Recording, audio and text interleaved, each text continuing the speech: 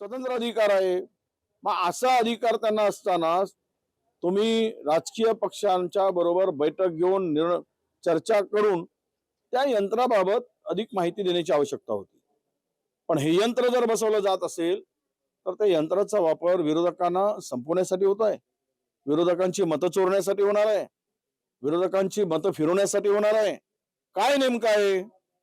आणि म्हणून या संदर्भात आम्ही सुद्धा आता आजच पत्र आम्ही पण पाठवतो निवडणूक आयोगाला आणि उद्या हे कोणत्या हलटीत याचा खुलासा झाल्याशिवाय या यंत्राचा वापर करू नका अशी आमची भूमिका असणार आहे। निवडणूक आयोग नेहमी राजकीय जे पक्षाचे प्रतिनिधी आहे त्यांच्या समोर या जे काही विषय असेल किंवा जे काही नवीन तंत्रज्ञान असेल त्याचा डेमो पहिले सादर करतात। त्या डेमो सादर केल्यानंतरच जी काही कार्यप्रणाली आहे ती कार्यप्रणाली अंमलात आणतात।